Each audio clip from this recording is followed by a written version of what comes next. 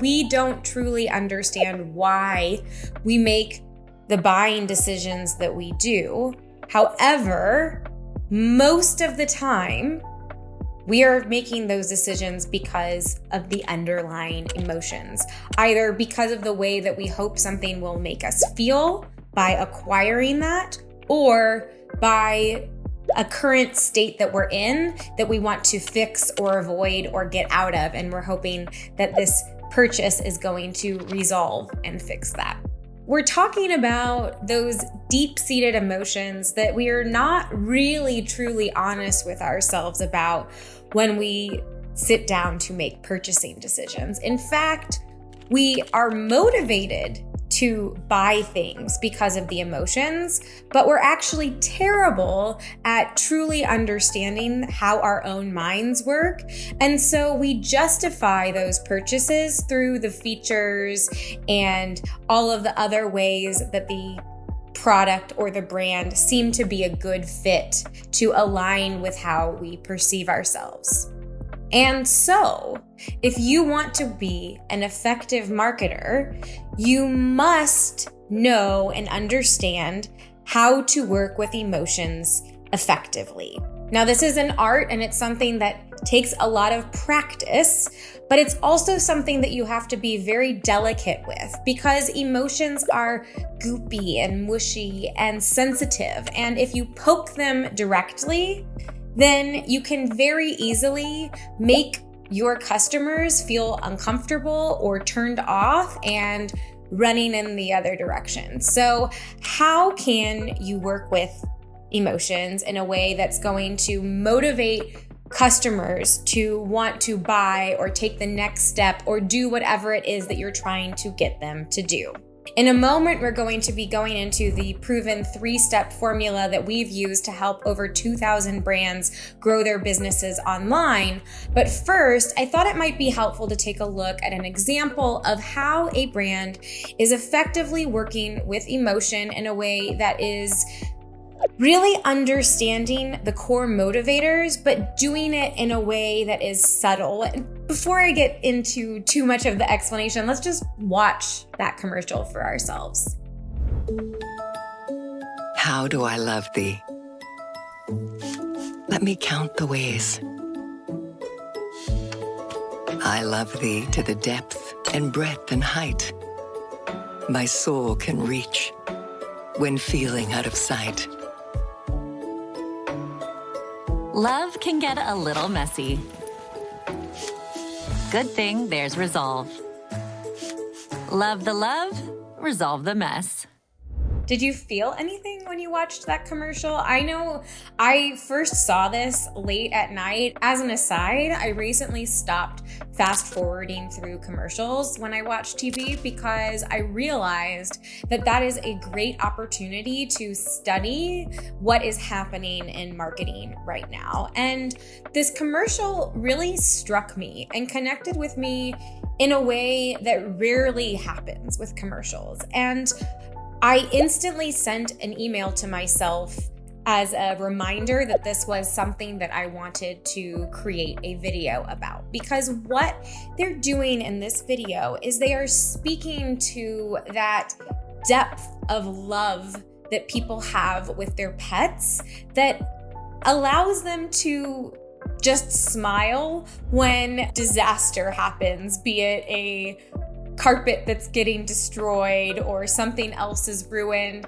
Things that if a human in our lives were to do, our first response would probably not be to turn to them with an endearing smile, but rather to get upset and to ask them how they could be so reckless or what have you. And so it's expertly done. And if this same commercial was attempting to speak directly to that feeling, that emotion, or that concept, essentially, your pet can do no wrong, you don't care whether they destroy your household, it wouldn't have the same impact as this gentle nudging and cute way of getting around this concept. And so that is really key when you're working with emotions. You don't want to poke somebody's eyes. So similarly, let's say that you're selling a children's product, and so there's a concern in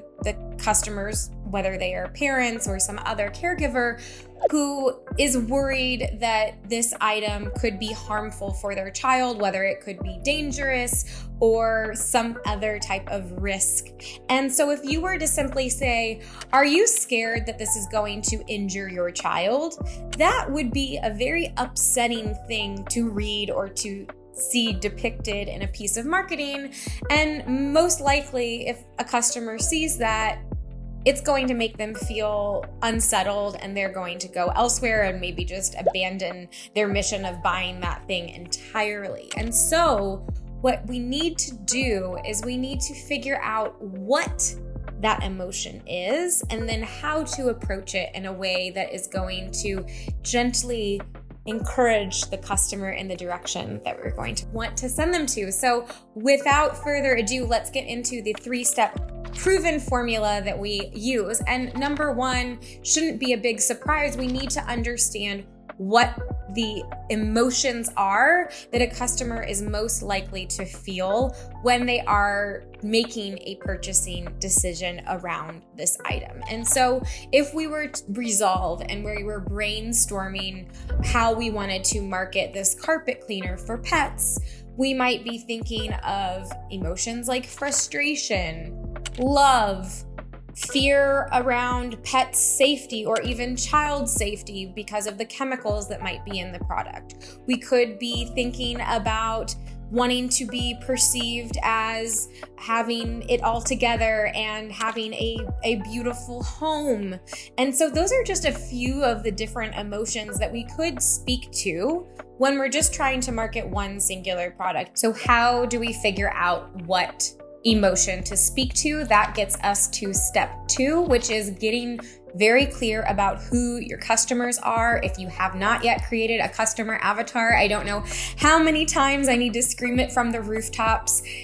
Pause this video, go create a customer avatar, and come back to proceed with this next step. So I'm just going to assume that you already know who your customers are. So in that case, you're going to really imagine what they're thinking about when they are in that moment, when they realize that they need your item or an item like yours. What are they feeling? What is making them go onto their computer or their phone or whatever other device they're using to search for a solution to their problem or to try to aspire to something better than what they currently have? And that is where we're going to dig in. And that's how we're going to start to really hone in on the specific emotion that we're wanting to capture and touch on with our marketing. Step 3. Now we want to filter this through our brand identity. So perhaps you are still trying to decide between a few different emotions.